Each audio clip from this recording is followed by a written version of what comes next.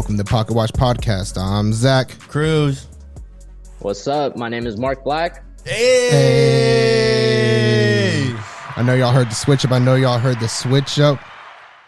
We got Mark Black in the house, 16-year-old business owner, getting bread in the way, doing footwear reseller, pretty much, right? That's right, And that's like the ugliest way to explain it. This motherfucker got all the cool fucking shoes. Go give him a follow on Instagram or TikTok, YouTube. It'll be in the description below, as always. Is it Sneakerresellx? Sneakerresellx. Sneakerresellx. Go give him a follow. Go check him out. This shit's super cool, super dope. Yeah, man, we got a good guest here for you today. Thank you, everybody that's listening, watching, YouTube, Spotify video, Apple. Thank you very much for another week. We got a great guest for you. Please give us a like, follow, subscribe, please. Just hit the subscribe button. It's easy. And share it. While you at it, share it, man. Yeah, give it a share. Be a friend, tell a friend. You know, do one of those. But yeah, man, Mark Black. What's up, Mr. Black, bro? Again, very impressive dude that we got on here. Got a dope portfolio. Yeah. Thank you. Yeah, man. Because we and the perspective of an accountant, entrepreneur, and a realtor. Who's absent? Yeah, he's not here. That's Jacob. That's okay. You know, he's the guy. He's a part timer. He's that guy. He's the part. Everybody needs a guy. You're not a complete team unless you have a guy like that. So anyway. Yeah. But we focus on growth and mindset and blueprint, shit like that. You know what I mean? Like, we like to have fun and bullshit or whatever. But like those are the things we gravitate to.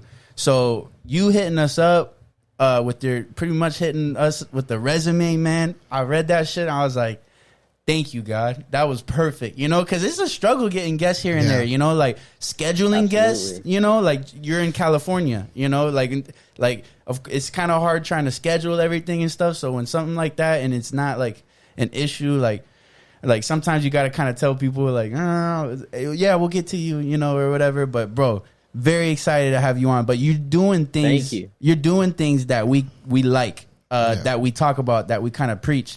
And not only that, but you're doing this at 16 years old, right? Like you're in high school and you're making more bread than all of us. And you got this good little blueprint.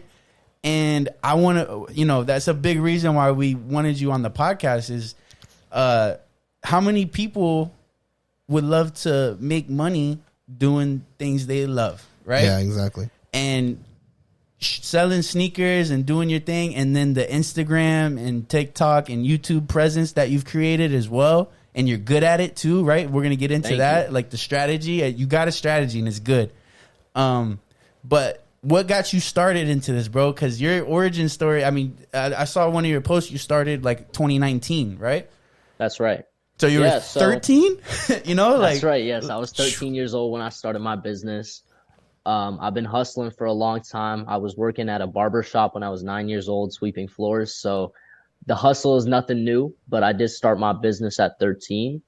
And the business started with me just having some extra sneakers laying around. They were a little bit too big for me. And I ended up trying to sell them, just have some extra money sitting around. And I ended up realizing that it was a fun process. So I found another good deal and I said, I could probably make quick 30-40 bucks on that if I did buy it, not expecting to get into anything long term. It was just a good deal. So I bought that shoe, I flipped it, and the next thing I know, I'm addicted. Yeah. Next thing you know, you got a whole closet just full. You got inventory now. Damn, bro. Exactly. That's crazy. So it started with that itch. I like that. Like, it's like that hustler. It's like a lot of hustlers, a lot of business owners, like Zach right here. He's our entrepreneur.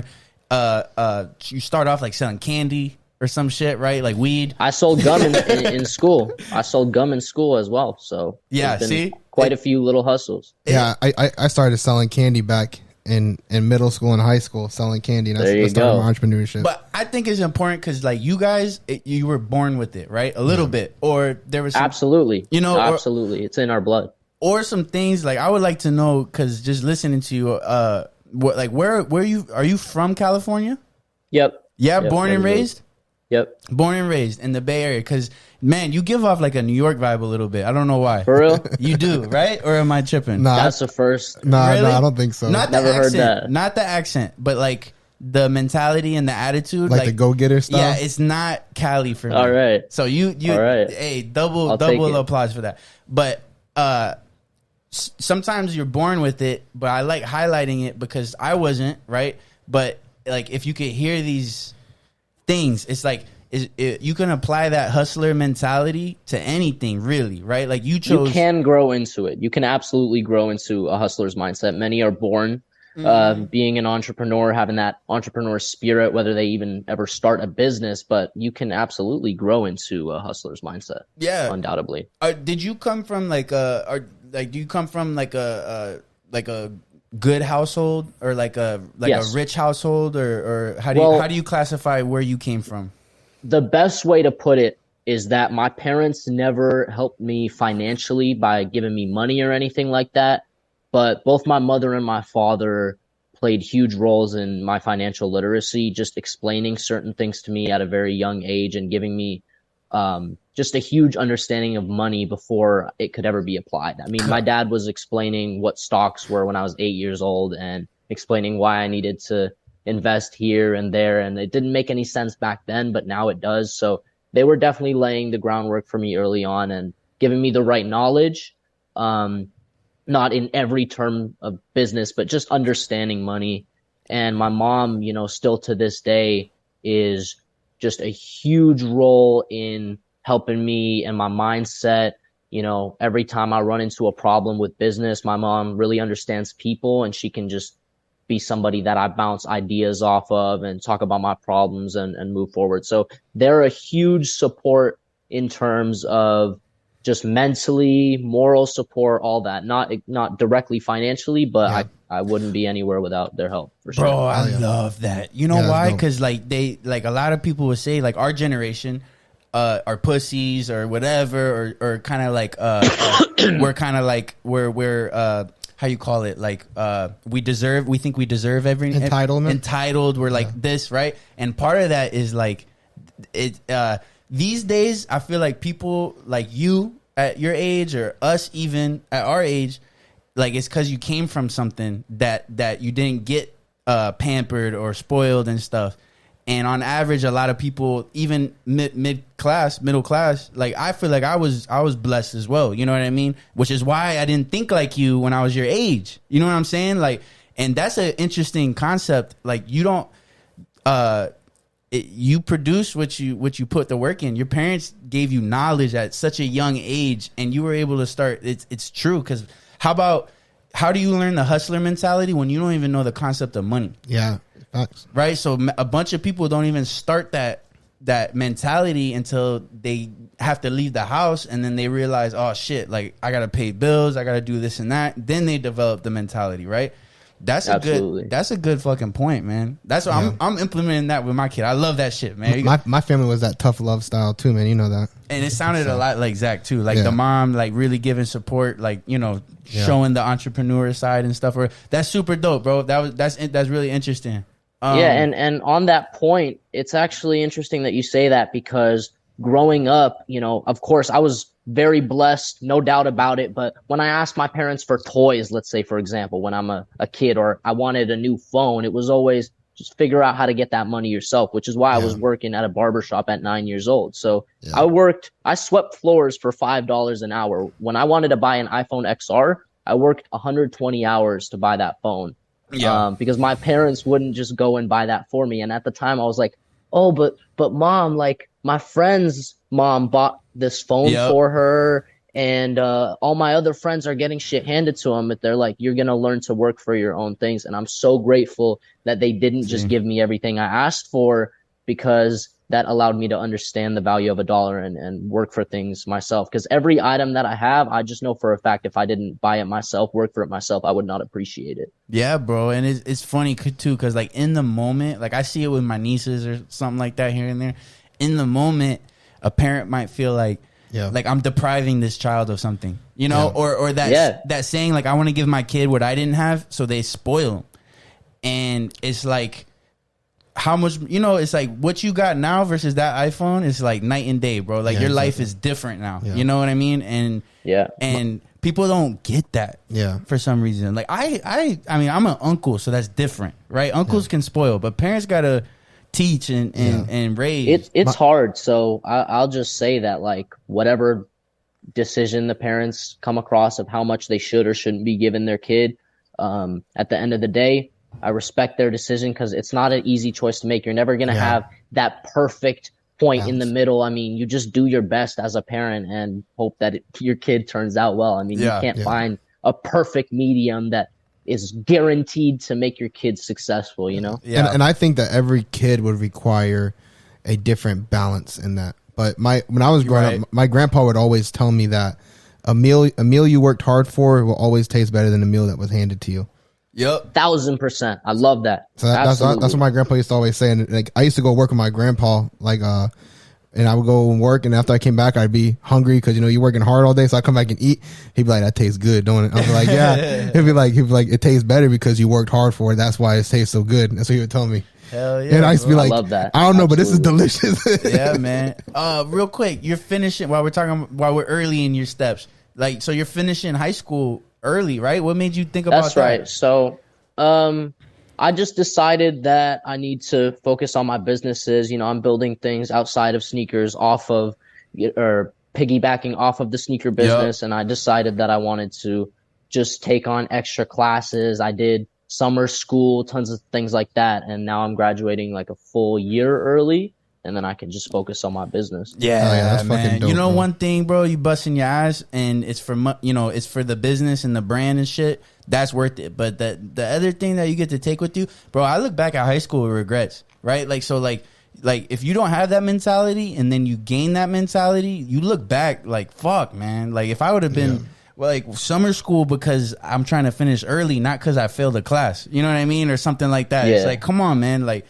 I was like that too at some point. I was never paying too much attention in school, so man, and it just clicked for me at some point too. Yeah, it just snapped when you started selling the sneakers. When you sold that first No. It took a long time before I came to the conclusion that this was going to be something I wanted to take seriously and make sacrifices for. I mean, until sneakers was truly a proven method that was putting money in my pocket, I didn't close any other doors. Yeah, and once I got past the point where I realized, like, okay, this is really it. I can really make this happen. And I knew that. I saw the money. I saw the views, all that. Then I started closing doors and opening up better ones. Yeah. So, all right. So how long did it take? Like from that first experience where you're kind of like, oh, I could make $30-$40 off this transaction, then that turns to this. So how long was that process until you were kind of like, I'm going to dive into this? So I'd say, it's hard to look back, because when you work hard on something for so long, everything is a blur. Yeah. But, because I really look back, it's like that Drake lyric. Looking back, it's hard to tell you where I started. Yeah. And I look back and I'm not sure, but I think at a point where I made the decision that I was going to start closing those doors and like focus less on school, focus more on my business, there was already hundreds of thousands of dollars coming in, undoubtedly. So I was not, before that, I was viewing it as a hobby. And until there was enough money that I knew I could like really pay my bills with this shit in the future, that's when I said, okay, I can really focus up. Damn, bro. So like at its core, or at the beginning, like what is that process of sneaker resell? So it's different for everybody. There's many different models of sneaker reselling. And I've gone through different stages of it as well. And the reason that I've thrived in this business for so long is because I'm constantly adapting, whether that's with ways of branding, ways of selling the shoes themselves. But for me, if we just break it down to the bone, the simple thing is you're buying a used shoe off of a consumer who's done wearing him. Maybe they need some extra money. Maybe they lost like the box on that shoe and they're willing to give a good deal on it. Yeah. And then I'm posting it on my audience to a wider variety of people, because that consumer doesn't have that same audience to sell it to. And then I'm just selling it for a quick profit and repeat over and over again, at a larger scale. So obviously it's a lot more complicated than that, but just to break it down. Yeah. Hell yeah. I like that. That's perfect, bro. Like at the beginning, so you went straight to like to platforms, to like media, social media, YouTube type platforms to do your selling, like off rip? So I was selling sneakers just on Instagram for the first like year and a half, because there's a little bit of a sneaker community that was on there, and it was all peer-to-peer transactions. And then about a year and a half in, I started my TikTok. And that's when shit really, really took off for me. And that's when everything changed. But when I first started my TikTok, I failed numerous times over and over again. I mean, I would post 10 videos over the span of a couple weeks, failed. Then I posted, couple months later, tried again, another 20 videos over this month. I failed, gave up on it. 2 months later, 3 months later, I tried again. And this time something clicked. And I remember I was at my friend's house and I had just made this video. And, this was like my third time trying TikTok. I'm just giving it a go because I see other people making great money on TikTok, and I just didn't want to let it go quite yet.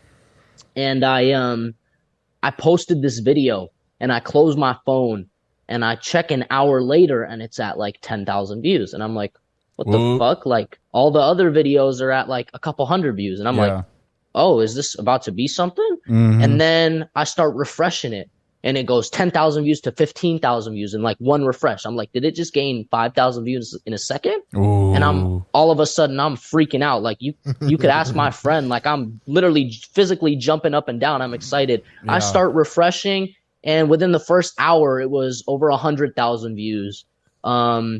And then it just kept climbing and climbing. And then I think by the end of the day, it was at like 250,000 views. Now that same video to this day is at like 600,000 views. So that's around where it stopped. But I went from failing over and over and over and over again to the first viral video getting over 500,000 views. Damn, bro. That's insane. That's got to be a great feeling, bro. It was wild. I mean, there's no other way to describe it. Just keep refreshing and the numbers just kept going up. I mean, felt like I was on top of the world. Hell yeah, bro. And you know what's important too? So like my girl went viral one time before, right?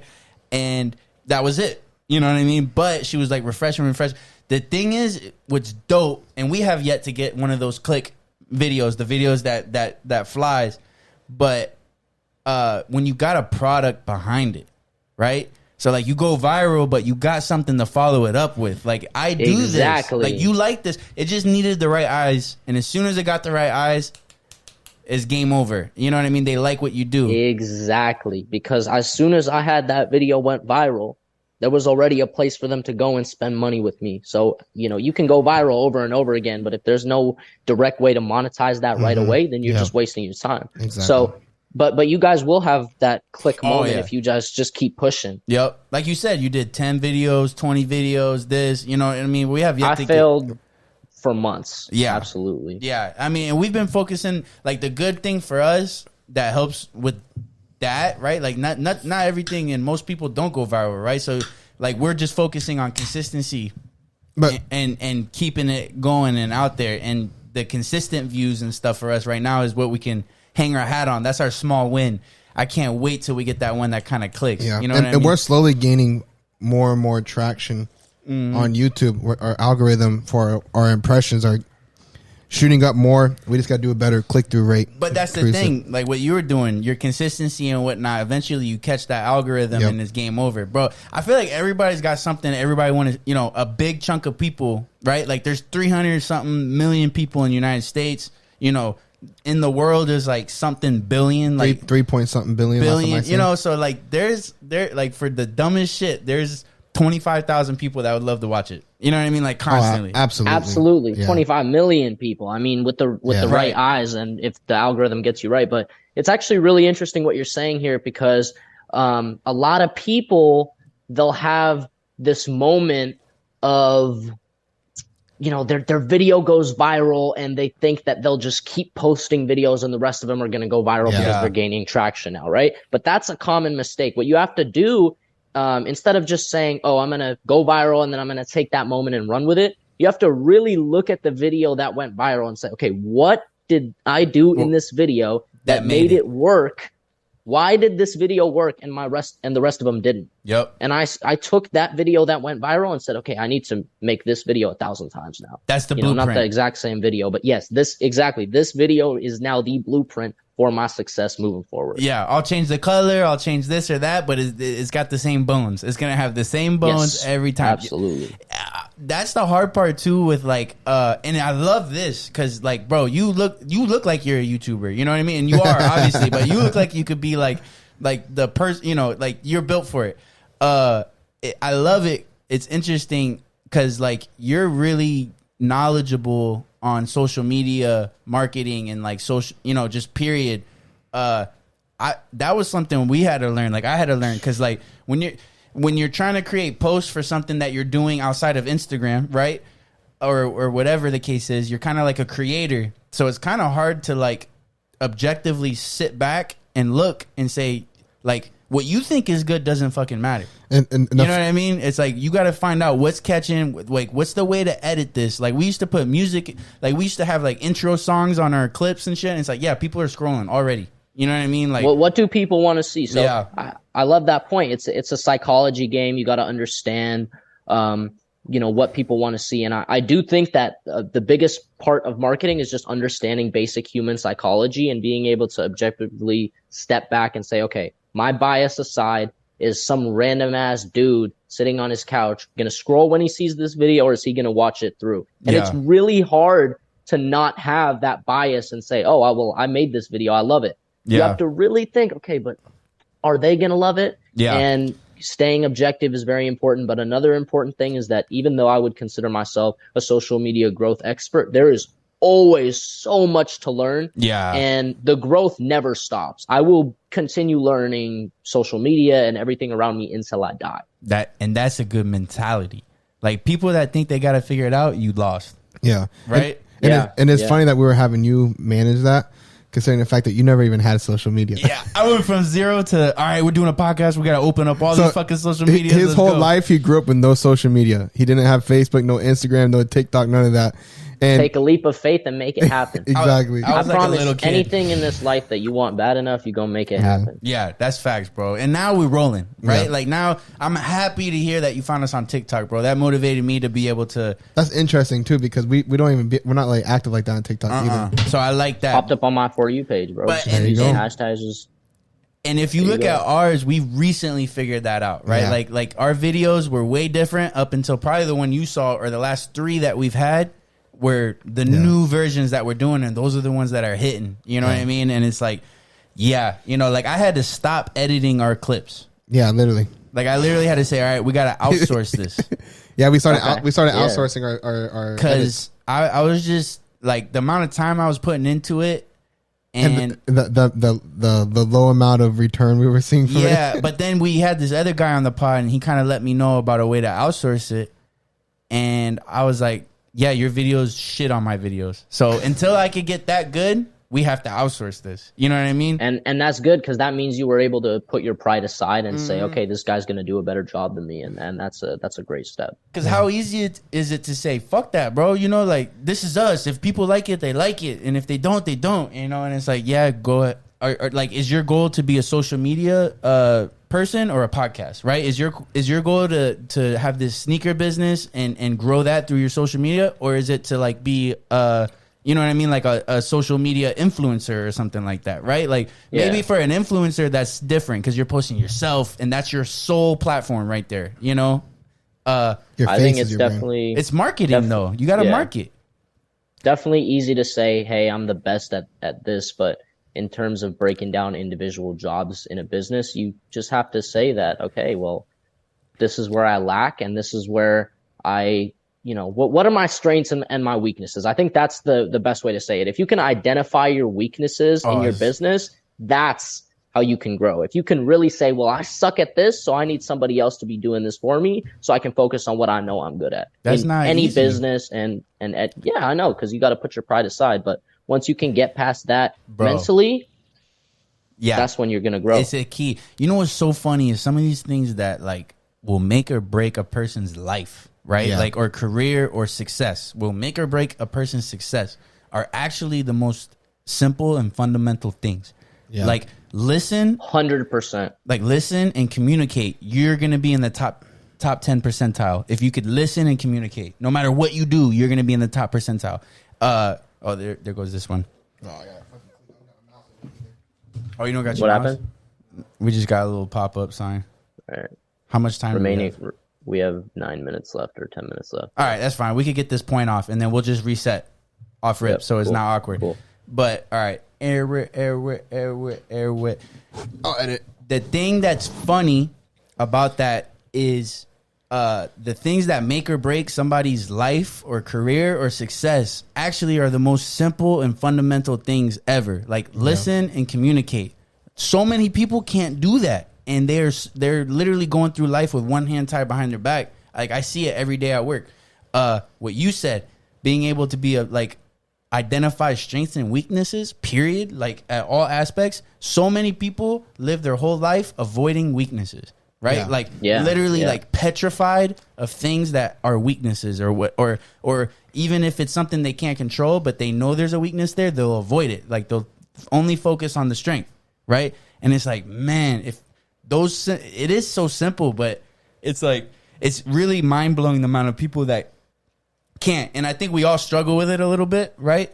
But like if you can be conscious of it, then you can always work on it. But until you're conscious of it, you're blind, you know? I think a very important unpopular opinion is that ignorance is not bliss. Yeah. Because the more you know, the more you grow. I mean, if you are going through your life not learning every single day, not making the attempt to grow, then you're not going to get anywhere you want in life. You're never going to achieve your goals. And I think a lot of people tell themselves every day, oh, I'm reading this book. I'm taking this class, so I am growing because I'm really good at this and I'm going to keep getting better. Or I'm really good at basketball, so I'm going to focus on basketball and I'm going to keep getting better at basketball. That's all great, but you are going to have to go through life and understand what you are bad at if you want to grow. Yeah. And it will reflect on the things that you are good at. Yeah. Because everything has an indirect effect on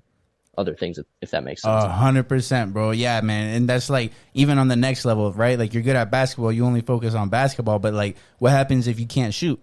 Are you just going to focus on taking it in and dunking and stuff like that? Or are you going to focus on your shot? Because that's the greatness. That's the people that become great. Man, and it's all about that mindset, that mentality. It's fucking great. That's a clip. You said ignorance is bliss. Ignorance is not bliss. Ignorance is not bliss, and knowledge is power. No. What did you say? Knowledge is power. I said the more you know, the more you grow. That's it. I like that. The more you know, the more you grow. That's fire, bro. Yes, I love that. So get into the business, all right? Let's get to the business, bro.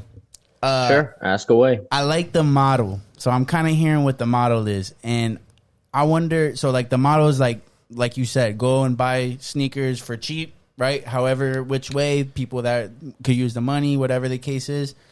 And then you went instantly to social media platforms to do that. And it's a genius idea because there's so many people like selling it on the streets or in school or whatever. And it's like, even if you're not big on social media, you still got more access. You just got to figure a way to get that access, right? Absolutely. I mean, even if you have 0 followers, the simple market is much bigger because there's millions of users on Instagram. Even if I have 0 followers, I have the hypothetical potential to reach millions of people versus if I'm doing it in one city on the streets, then I only have whoever lives walks in by that city. Yep. Exactly. 100%. Does a lot of people do that? Like, because I noticed, like I've done stand up. We do the podcast. Like even when I go do like my master's program, like you feel like not a lot of people do it until you do it, and then you realize how many people are doing it because you're in it. Like you're in the game. Does a lot of people do what you do? I've never seen Absolutely. Interestingly enough, this is an incredibly oversaturated business, and in my time, I've seen literally thousands of people that I've personally known come and go and leave the industry. I mean, the truth is it's extremely competitive. It's very difficult to get into. And a lot of people who kind of get lucky their first month or two just end up getting too busy or they give up on it and they just don't stick with it. So although there are many successful people in my space, a big thing to understand is that most of them just don't last the just don't last that long. Yeah, see, that's interesting. That's business, period, bro. Yep. And that's one thing I always hear course. people saying, like, whenever I talk to them, like, oh, you should get started doing this, whatever. They're like, oh, but the industry is so saturated. I'm like, bro, everything you ever going to fucking do in life is going to be saturated. The only difference is you got to go out there and fucking hustle harder than everybody else if you want to fucking beat the saturation. Yep. Exactly. That's all it is. I mean, if you are trying to get into a business, you have to understand there's 7 billion people in the world. Yep. No idea is ever going to be fully original. No business plan is ever going to be 100% unique. You just have to be better than everyone else. So I know that any business I get into in the future, even if I know nothing about the industry, I'm just going to have to do everything in my power to know more about that industry. Yeah. So if I get in and my knowledge is 0, everyone else's knowledge is 100, and they've been in it for years, I know my knowledge has to be at 1,000. Yep. You know, I just have to put in more hours than the next guy. I just have to put in more energy than the next guy. I got to be more positive than the next guy. That's all you can really do. And if you're trying harder, then you're going to do more. You're going to do better. You're going to be more successful. And you can out hustle. And you know what? Every time I hear people say like knock it down, I just say fucking, bro, look at fucking Jeff Bezos. Look at fucking Elon Musk. Jeff Bezos came out here, bro, fucking created Amazon, fucking shitting on Walmart, bro. Yeah. Shitting on every fucking retail store. And that right there's a saturated market. It's interesting you bring that up because that is the argument against what has been said, or people use him as an argument against what you just said, right? People like to say that's a saturated market because they have people in mind of like Bezos, right? Where people feel like he created something new, right? And of course. He kind of did. Right, like he kind of created his own market. Okay, what about Elon? But that's still cars. No, Elon still works. No, but I'm saying Bezos himself. Even you think he was the only one doing a bookstore, like an online bookstore? No, absolutely not. There was other people trying to do the same thing. Right, absolutely. Sure. Yeah. I mean, people forget that. Yeah. At the end of the day, it's just his plan of execution was much different and much better than and the his next willing one. But to I actually learn. I have a great example for you guys here. If we look at Mr. Beast on YouTube right now, you know, back then everyone was saying, okay, you could do these types of videos, but the best of the best only get 20 million views on this type of video. So if you're talking about a specific YouTube niche, they say the absolute most views you could get doing this, if you absolutely kill it and you make the best one of all time, you're going to do 25 million views.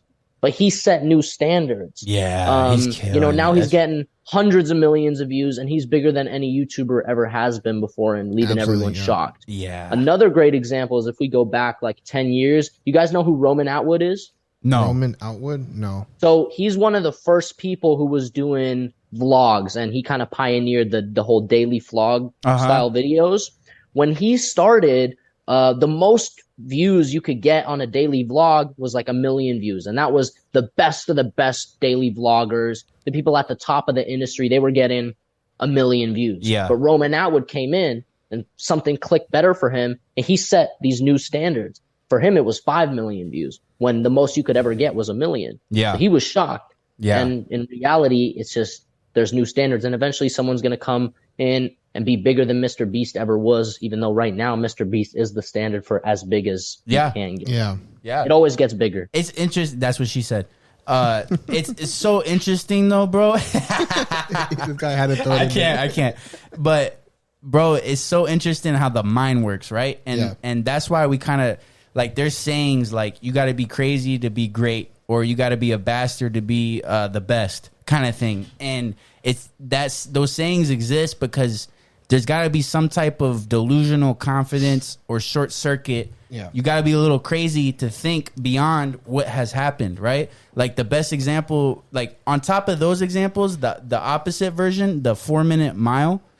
Hold up. Yep. Before I forget this quote real quick. Get it. My bad for interrupting. No, but get it. What they say is not all crazy ideas are good, but all good ideas are crazy. There you go. Mm-hmm. There Think you go. about that. That's it. We got quotes on deck for this episode. Let's go. The clip guy is giving us clips. I love it. No, but put them on the shirt. So to that same point, that's the best quote of those that I mentioned. But it's that mental thought of like the 4-minute mile. Nobody's ever ran a 4-minute mile ever. As soon as the first guy did, there was 3 people that did it the year after. Yeah. Right? So the person, but in business, the 3 people after don't make as much money as the person that did it first, right? Not necessarily. Yeah. For the most part. Like I see what he's saying. You break the market. Like that's sports, and that's you. Like in sports, you could kind of just attribute it to that guy was a beast, and now they mentally know they can do it, and now they're doing it. But in business, it's like that guy told everybody, "Fuck off." I know what the hell I'm doing, and he made it. And then all these other people started doing it, right? Like Mr. Beast is a great example, or the other guy that was doing vlogs. How many vloggers do we have now? Yeah, Roman Atwood. Starting the vlog style YouTube, that is like the style right now. You know what I mean? Like that's the most common style maybe of YouTube is like the vlog for people that think they want to. Maybe not right this second, but at some point it was. What is the most common style you think? I would say probably reviews. Well, there's lots of niches that are doing great on YouTube right now. Things change with time. There's like reaction videos, review videos, just unboxing videos, challenge videos. I don't know what the how about in the influencer space? Because I think there is a lot of people that make YouTube videos that get views that aren't putting their face, like they put their daughter unboxing, right, or something like that, and it's kind of like. I'm glad you brought that up, because one thing I've noticed over the last few years is that it's much harder to break through as an influencer 2 years or now than it was 2 years ago. Like if we go back 2 years, quarantine, and we look at Charli D'Amelio, for example, she started posting these dances on TikTok. She became essentially the biggest influencer in the world within a span of months, just because, no hate towards Charli, but obviously she did get lucky with the algorithm, and the video, TikTok picked up her videos. They could have picked up, of course. Yeah. And at the end of the day, you have to have enough luck and enough hard work. Hard work is always going to overpower luck, but for her, let's just say for the sake of it, she did get lucky to a certain extent.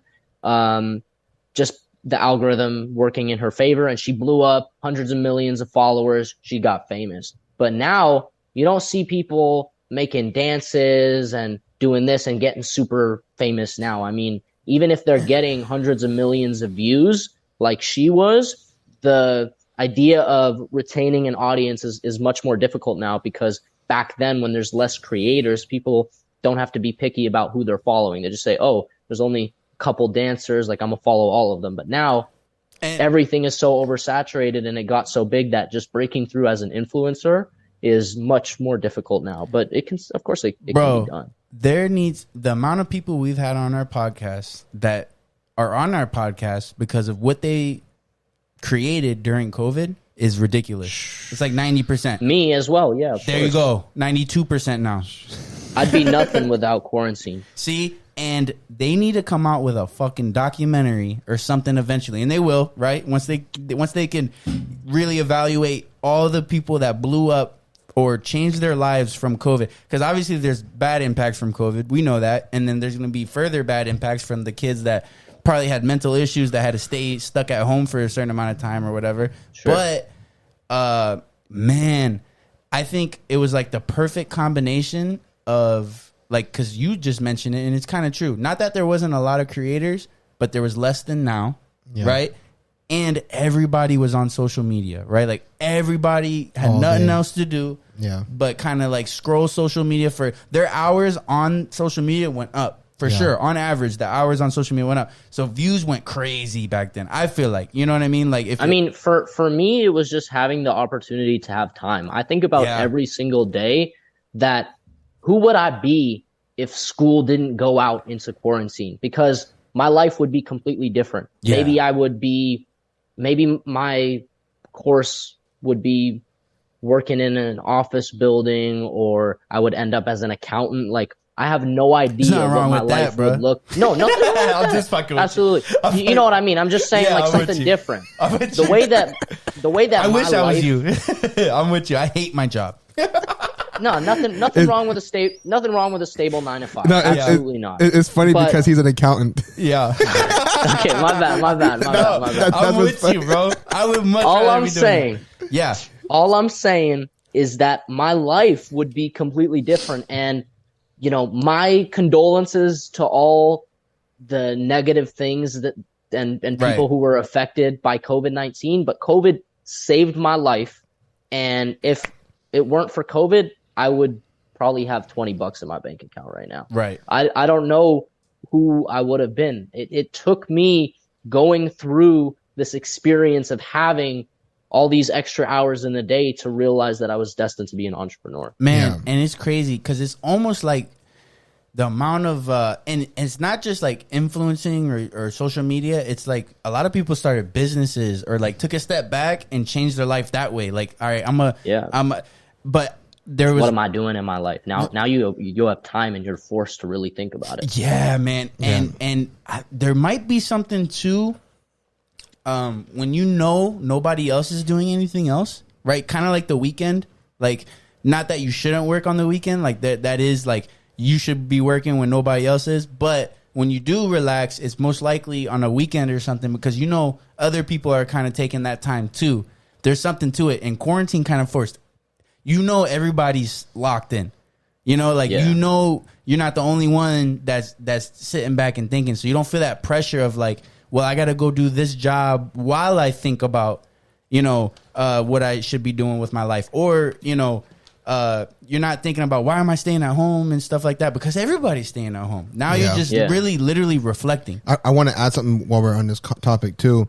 I was talking to somebody the other day and I was talking about how like even still it seems like we have like some level of a job shortage on like every industry, it seems like, right?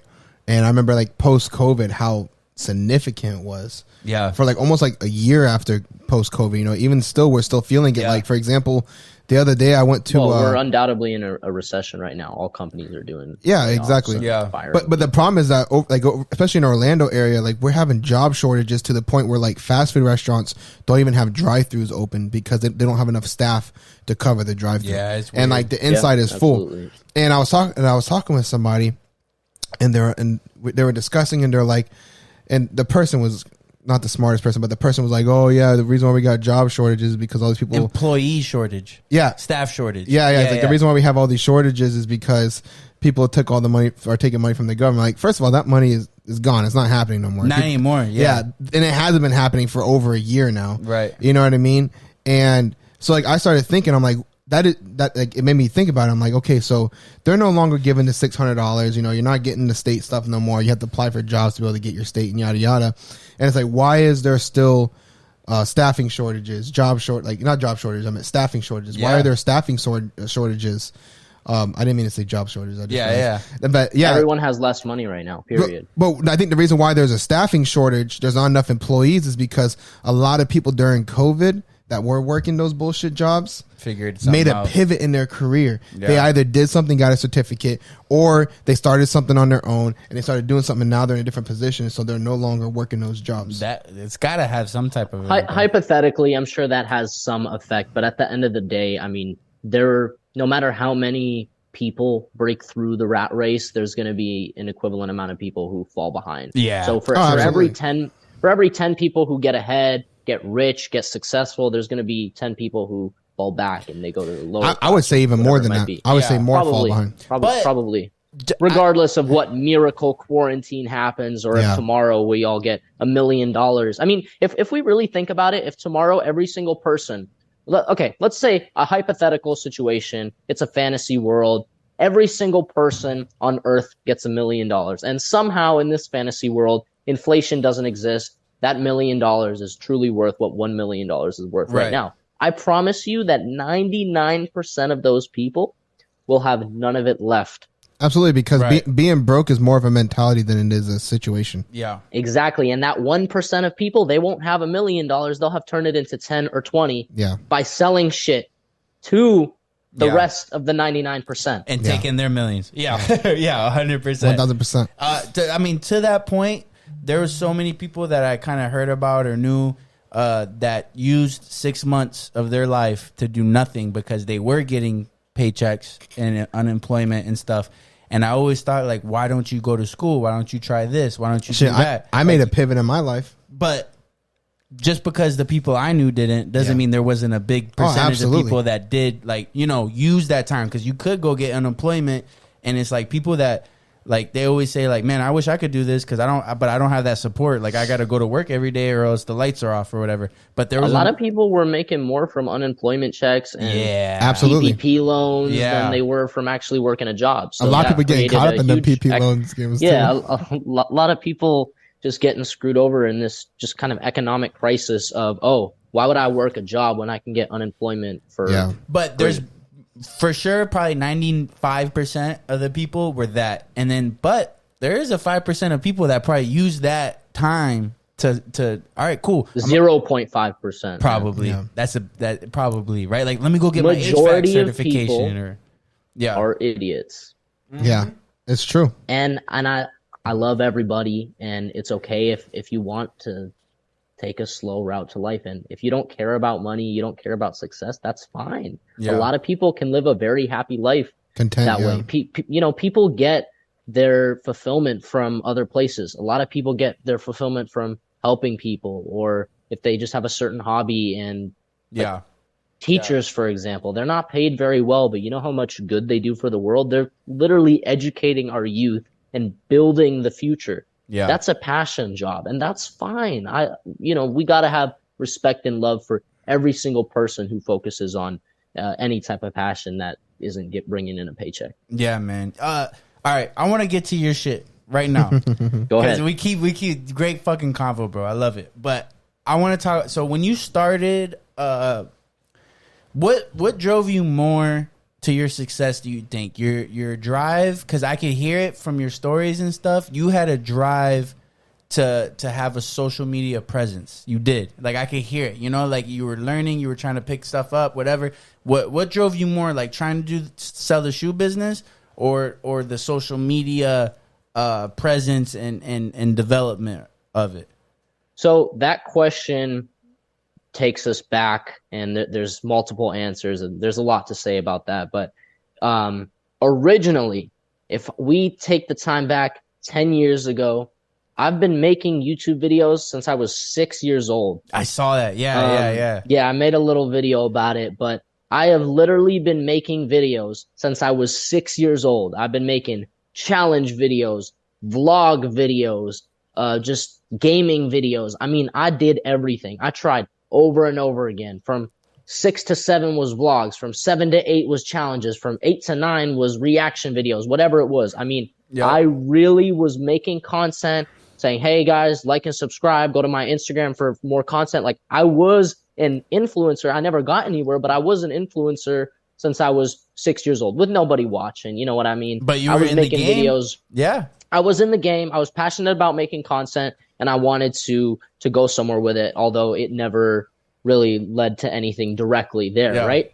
But eventually, that world slowed down for me. I never fully gave up on it. It's just that after you do something for 8 years with no results, I mean, naturally the passion dies out a little bit. Yeah. But the truth is, I've always been passionate about making content, and I'm so glad that that's how my life started off, because when I did get into my sneaker business and it was time to start thinking about how I'm going to market my sneaker business, I had all this knowledge that I've been building on for the last 10 years of my life, making content, failing over and over and over again. Mm-hmm. So then I went on and, like I said, for a year and a half, I wasn't on TikTok, YouTube, nothing. I was just posting on Instagram. I wasn't really building a brand. I was just using it as a marketplace. Yeah. And I am focusing on my business, and that the time comes where I start branding and I become a sneaker influencer, Yeah. 400,000 followers across all platforms. Recently I reached 100 million views across all platforms between YouTube and TikTok.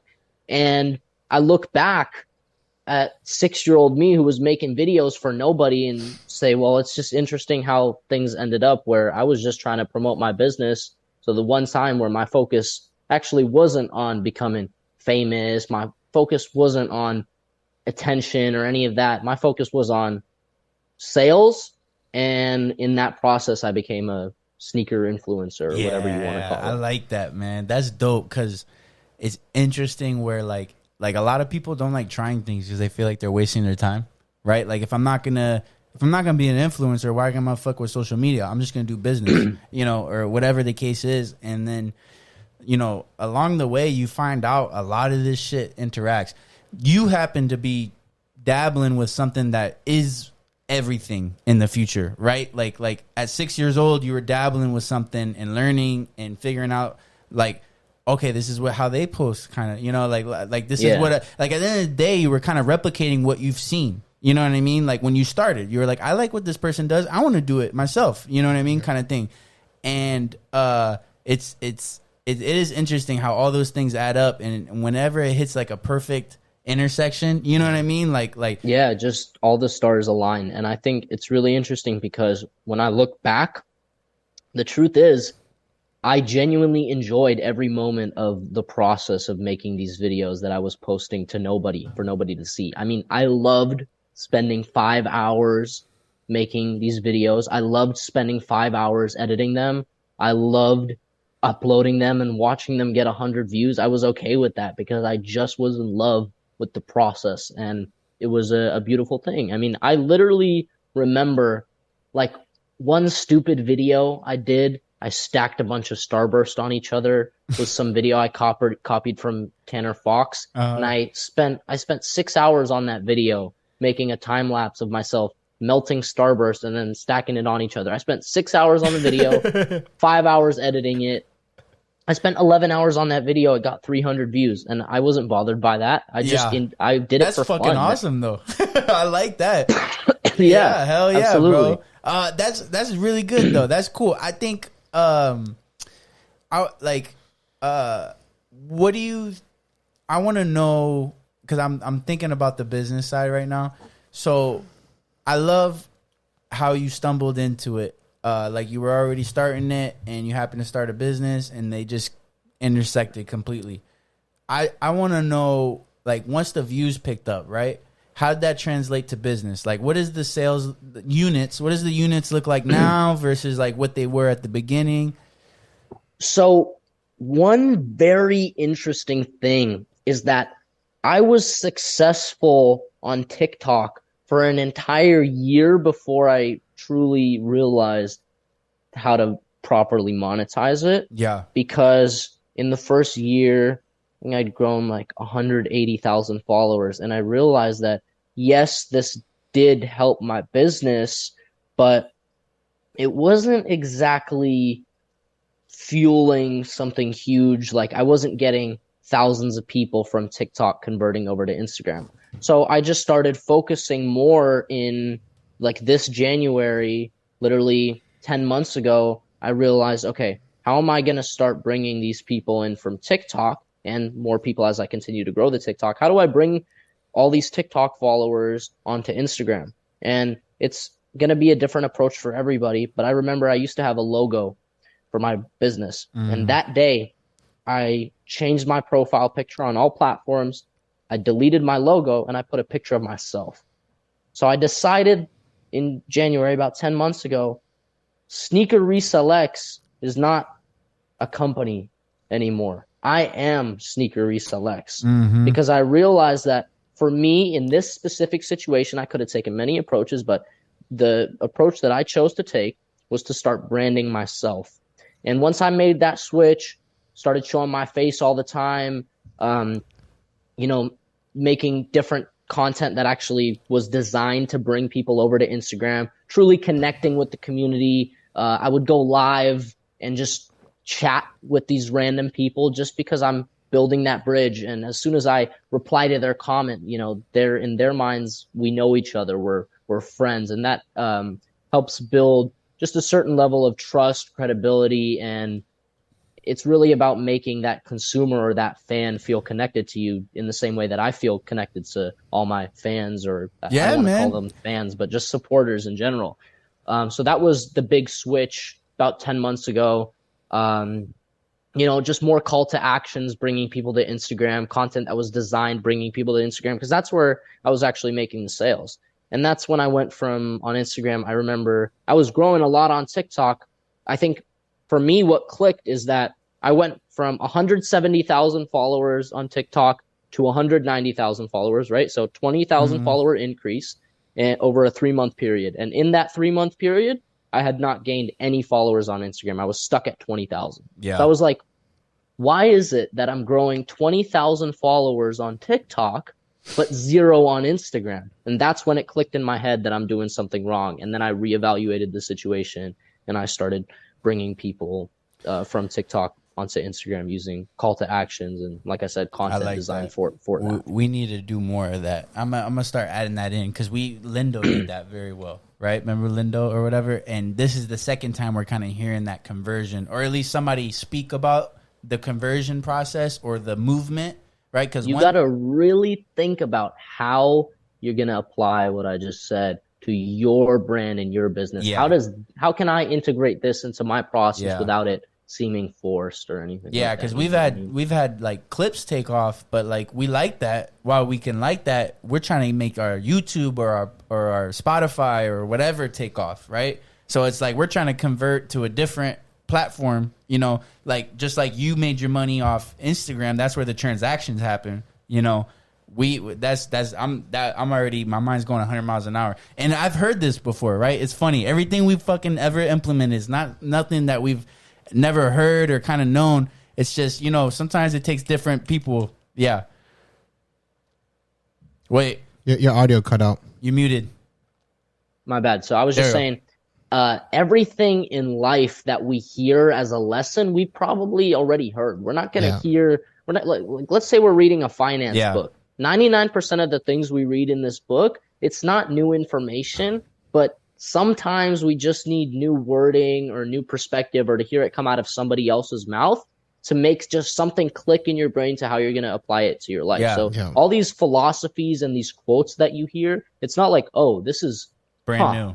Yeah. Yeah, like it's not brand new. It's just, oh, I never really configured those thoughts in that order in my head, or really thought about it through that perspective. And that's how you can think about, how do I integrate it into my life and move forward? That was super dope. Do you think if you want to disclose, do you make more money off the sneaker business or social media at this point? Like, do you monetize social media as well as the transactions that you're getting from it? Little bit. So I've done, I've dabbled a little bit in endorsements, and that's something that I've grown a lot more, as I move forward, and I'm continuing to grow that. But it's a very, very small number, how much I've made from endorsements versus the how much I've made just selling shoes. So it's really about how much I've made through social media by monetizing my shoe business using social media. Yeah. It's kind of like the shoe business is kind of interesting to me, because it's not like what are your profit margins usually on like the average sale doing shoes? Because like in my mind, I'm thinking $150 to $250, and then however you could flip that, right? Is that what is most likely? So probably about, I'd say an average shoe, I'll take home a 20% profit margin. Yeah, nice. That's good. That's dope. So it's a little bit, that's why that's interesting to me, because 20% is pretty good. So it's good enough to not necessarily need to be in the volume game, to get good money. Definitely got to be in the volume game. But you need volume. 20%. Unless you do, you have that for 20%, you'd have to be in volume or high ticket item. Yeah. You'd have to be on either one of those niches. Like very, very expensive. What is the most expensive shoe? The most expensive shoe I've ever sold was a pair of Yeezy Red Octobers, and I sold that shoe for $6,300. I paid $4,500, so I made a quick $1,500 profit on that shoe. And I did that in 24 hours. So as soon as they came in, they were gone the next day. Nice. How do you go about, so you do it all through your DMs for the most part? Like their requests? Yeah, pretty much DMs. But I'm really actively sourcing shoes at conventions and things like that. Like I'm really outside in the field, hands-on, selling, me doing this shit. Selling shoes or buying shoes? Mainly buying shoes now at sneaker conventions, but there was a time where I used to sell shoes at sneaker conventions. Right, because I saw the negotiation video that you kind of put, Negotiation 101, and it's kind of showed the process that you kind of go through. Well, yeah, that was a joke. But. Yeah, but it's funny. But it put a that's picture. Pretty much what we do. Yeah. It put a picture. So you don't really ever set up a booth at the conventions? I used to. Not anymore. Not anymore. And what's your reason for not doing that? Makes sense. Just you can't really sell all that much, and I have a lot of followers on social media, and I have a wide audience to sell it to. So typically, I'm going to be able to sell shoes a lot higher. Yeah. And you could bargain probably easier in DMs and stuff, right? Like if you got I'd high say numbers. to an extent, but let's say I set up a booth at a sneaker event. And I spend 12 hours out of my day setting that up and sitting there and doing all that. The truth is, at most, there's going to be 2,000 people who walk through and see my table, right? For example.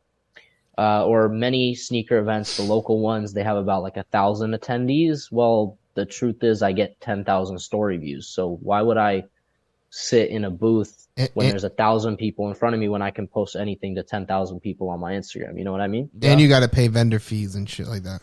Right, but that's a small part of it. Those usually like you could get a vendor table for $100, something like that. I guess the argument too is like, is somebody more impelled to buy face to face or seeing something on social media? And I feel like face to face, absolutely. But these for days, my scenario, it's a little. Well, I mean, no, brick and mortar still works. I mean, people still make money with in-person stores. It's just harder to break into that space nowadays. I mean, there's a lot more scalability if you have a website or you're doing things through social media versus you have a physical store. Yeah, because there is something to of those 2,000. They're all there to buy something. So that's a little bit different, right? But I bet a lot go to window shop, I bet. Right. And 100%. And I bet like what somebody might think, how many social media views do you need to equate to the amount of like in-person views? And I bet you that number's closer than you would think. Like I bet you there's more people willing to buy online these days than ever before, right? Like it's not crazy to hit somebody up, let me know how I could get that shoe. And it's actually kind of easy. And as a consumer, you're not like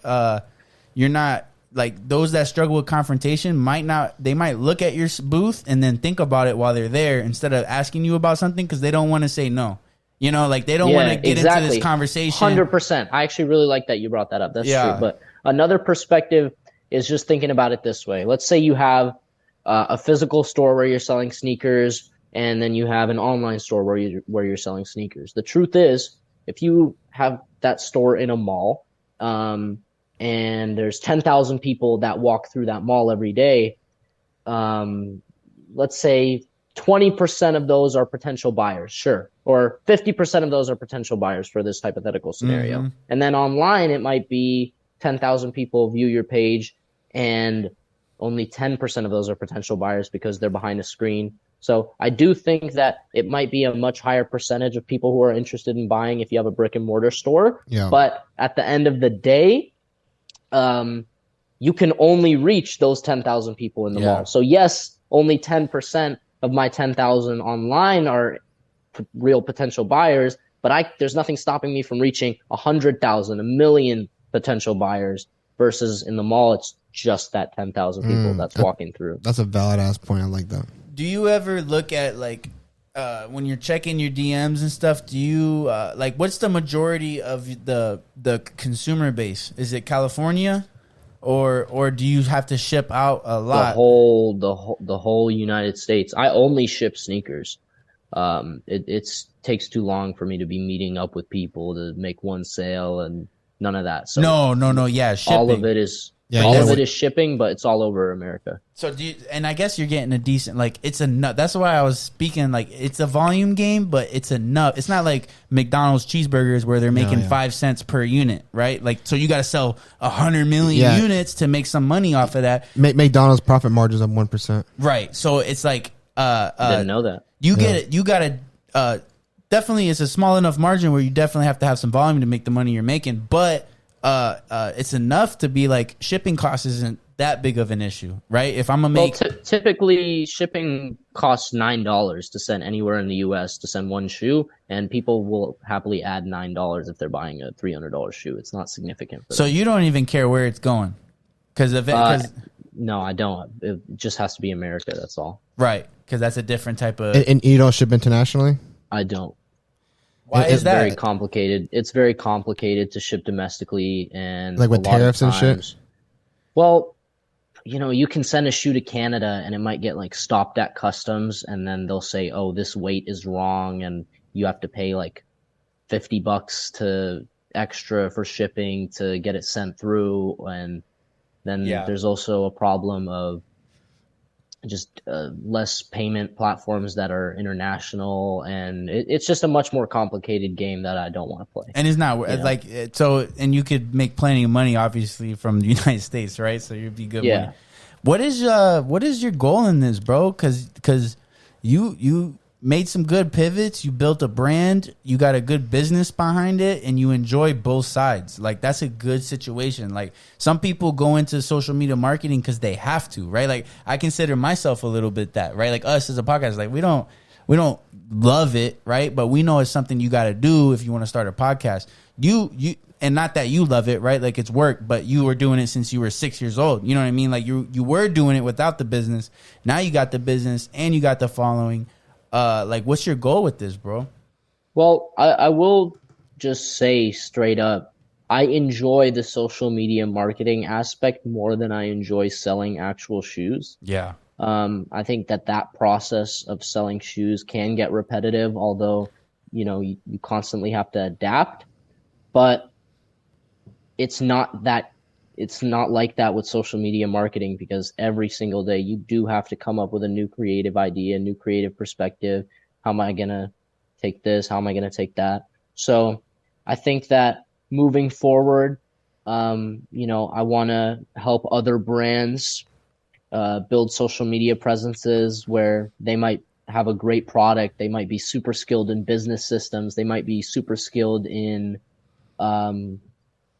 consumer conversions, but they just don't understand how to build a brand with TikTok or YouTube. They don't understand how to put a face behind their company and monetize that community. They don't know how to build a community and monetize that community. So in the future, I plan on helping small businesses and startups build social media brands when that's like their gap. Yeah. Mm-hmm. And it's like you're setting the foundation for it now. You got the foundation for it, and it's dope. And I wonder too, it's like, cause like with you had a business and you kind of realized spreading it through the other social media platforms is going to help. But at this point it is kind of like, cause you did mention kind of you're a shoe influencer right now. You know what I mean? And it is like supporting your social media side as well, right? Like that is part of your content. That's like the niche in the influencer world. That's a good concept. Like podcast is kind of different, not different, but like there's a lot of people putting those short clips with the words and stuff like that, but like as a business, that's a good idea where it's like you are a business, you have a niche technically in the social media world, whatever it is, pizza, it's this, it's that.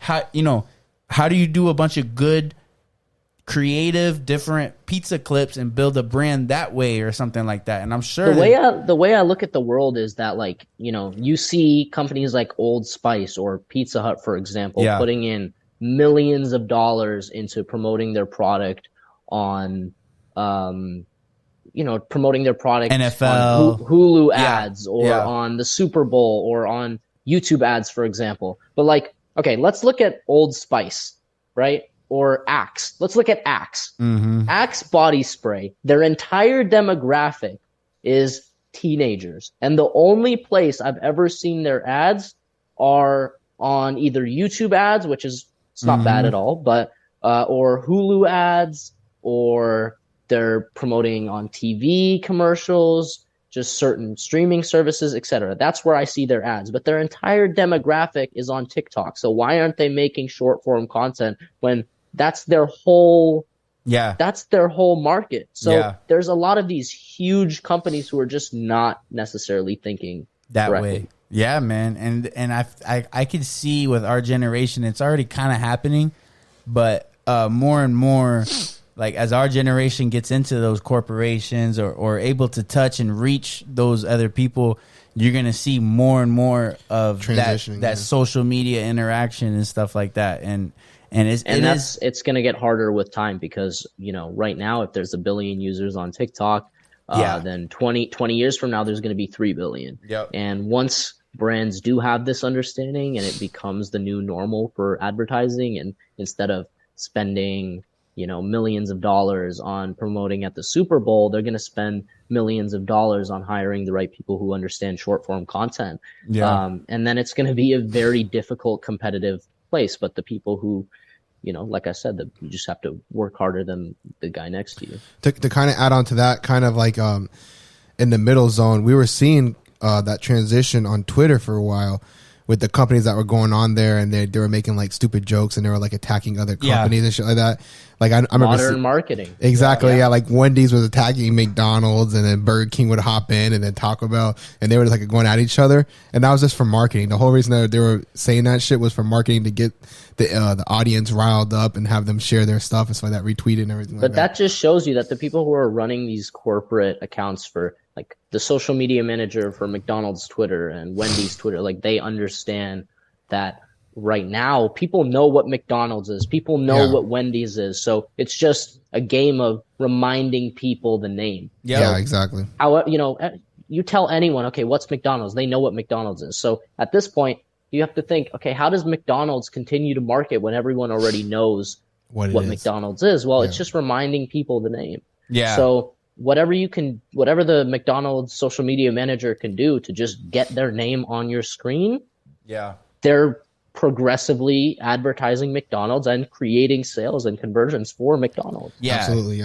It's like the Blockbuster effect, but on a smaller scale, and in the marketing world, where a lot of people are like, or a lot of the big corporations might be thinking, we're good this way and it's worked this way, so there's no point in looking into other ways, right? Like the social media presence or something, because it's like, yes, we're spending millions on the Super Bowl, but it works and it keeps us in business, this and that. But they're kind of neglecting that it does provide. Do both. Yeah, exactly. I mean, at the end of the day, if there's proven methods, for example, if Old Spice is advertising on the Super Bowl and spending $2 million a year, that's a consistent thing and it works for them, they should by no means stop that. But that's not an excuse to ignore TikTok or ignore YouTube Shorts, whatever. I've always wondered if like the ads from the Super Bowl were actually like a profitable ad versus just like bragging rights, or kind of like just being it's gotta be, because I've never at the seen, end of the day, it's brand awareness. Exactly. 'Cause I've never seen a Super Bowl ad and be like,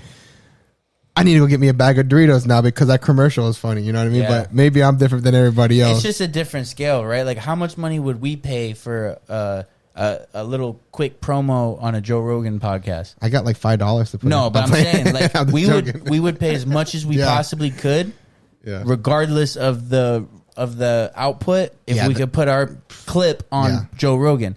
And if you're already making multi-millions to spend a good chunk, but to put it on the Super Bowl, you know, where millions of people are watching, I can see it. But I can see, I feel like we will see certain companies get hurt from not exploring the relevancy of social media. Absolutely. Right? Like, let me explain something, because I think it's important to understand that when a company like Doritos is promoting on the Super Bowl, their intention is not for you to see the ad and then run to the store and buy Doritos. I mean, there's smart people working at Doritos and they understand that they're not going to get instant conversions. But their goal is next time you're in the store and you're walking through the aisle and you're choosing which chip you have, you think back to that commercial, and subconsciously you're not thinking about it. It's, you just buy those Doritos. That's marketing. Yeah, that's. Are you think? I think I'm just different than people. That's probably why. No, but it's true though. Like that is one of the steps of marketing. It's like discrete marketing. Yeah, discrete strategic marketing is like color scheme, shit like that. That's like whenever you see this, you think. Oh, this, absolutely. Yeah, yeah. Have you thought about, like, I know you got this successful business, you got a lot of stuff going on outside, and that's a big reason why you're trying to finish high school early. Have you thought about doing like some type of college or marketing and something just to get, because I think it's very exciting. Like Mike Hunter is an example. Yeah. When you have the talent, you already have the general understanding, you're doing it, you're in the field. You're already killing it, yeah. And then you go to school not to learn anything, but to like solidify the science of it. So me personally, I'm not going to college, and that's why I'm finishing high school early. Yep. But I'll start by saying there's nothing wrong with anybody who is taking that college route. It's very, very important and essential for many people. It doesn't fit with my path, but for me personally, I have no interest in taking a marketing class because I think that, the professor realistically, and I don't want to throw shade at anybody's profession. I don't want to throw shade at anybody's jobs, but realistically speaking, right? Whoever is teaching that marketing class, do you really think that they're on the board at Doritos or any? What do these professors actually know about marketing besides just reading these books or they took a class on what to teach about marketing, and they're teaching information that's 10 years old because the school system doesn't have time to keep these things super updated and fresh. Yeah, I said the same thing about business. Every single year, it's a completely different outlook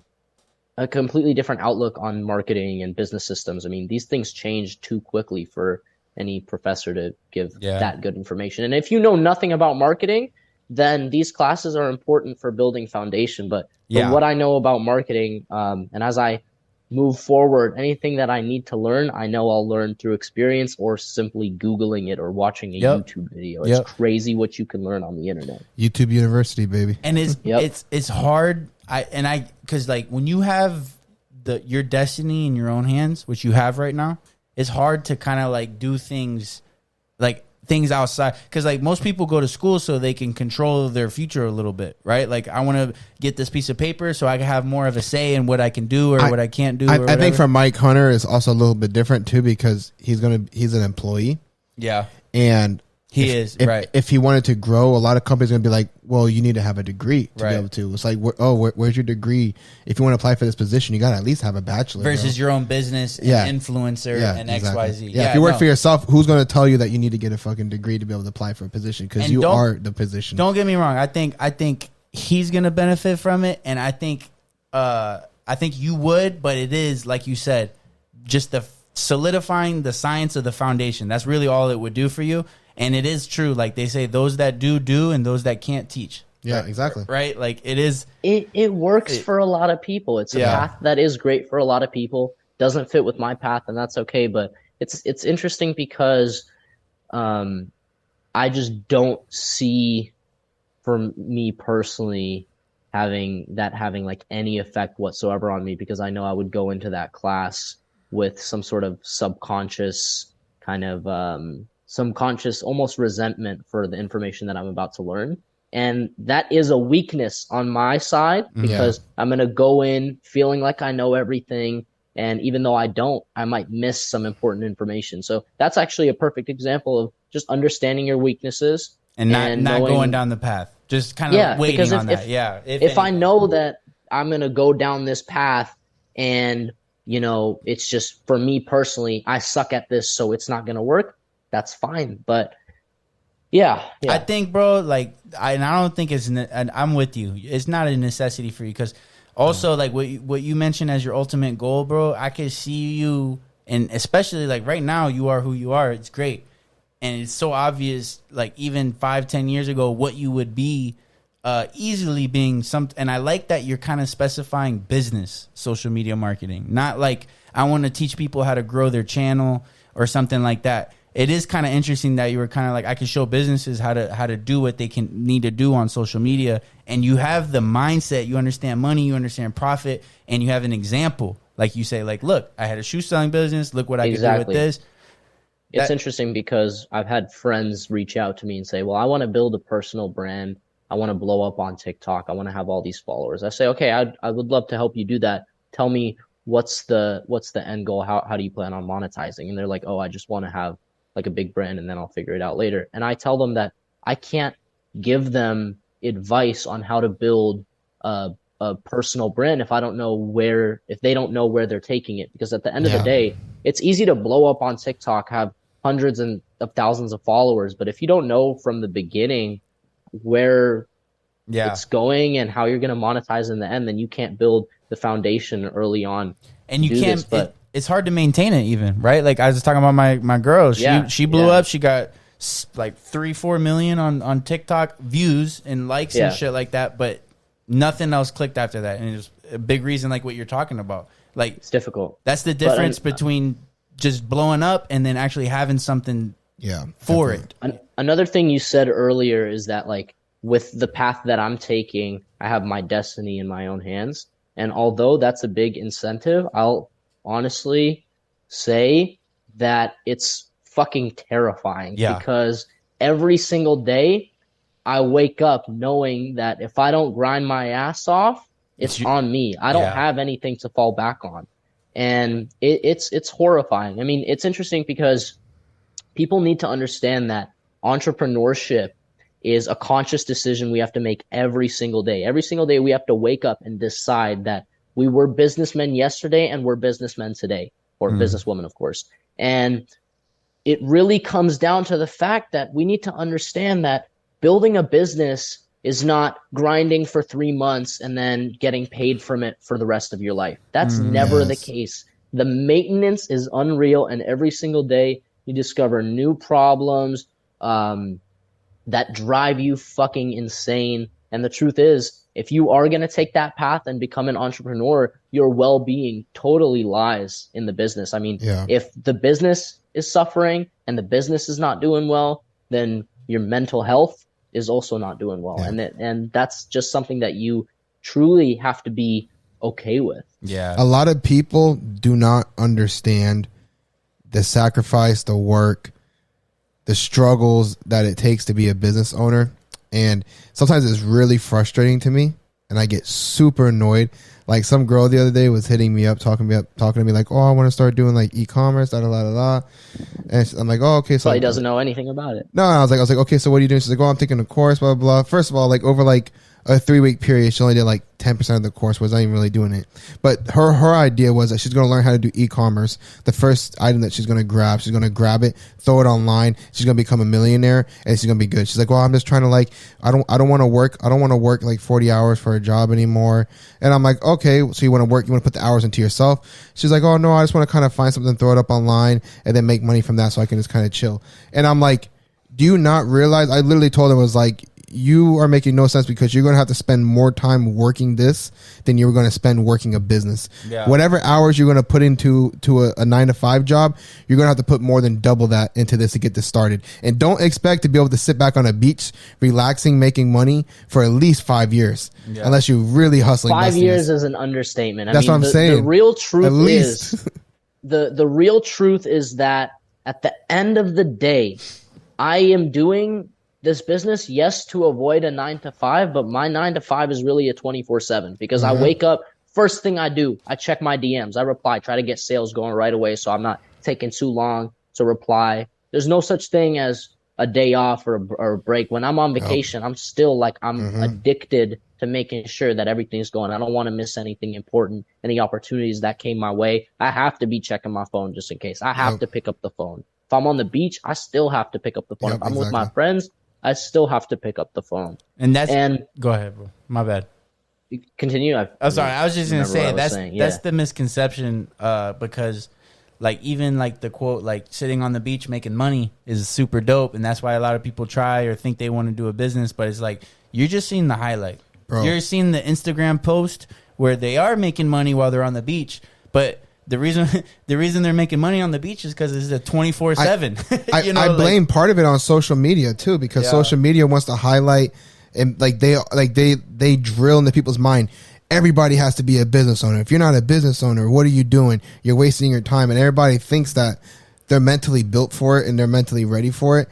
And that's not the case, bro. No. It's not glorified like people make it is. It's a struggle. Never. It's a hustle. Yeah. It's tough, man. It's interesting because there's so much work that goes into finding that work-life balance, but work and life are not mutually exclusive if you're an entrepreneur. And like for me personally, if I rewind just about 365 days ago, about October of last year, I was working about, I was working about, I say 18 hours a day, 18 hours a day. Was getting about 3 to 4 hours of sleep. And the truth is, although I was working 18 hours a day and I was working more hours, my quality of work was decreasing severely. Yeah. Mm-hmm. My productivity was decreasing severely. My mental health was decreasing severely, and that reflected on the work that I was doing. Yeah. So in reality, by working 18 hours, I was getting less done than if I was working 10 hours. Absolutely. And when it was all over, it left me in a rut.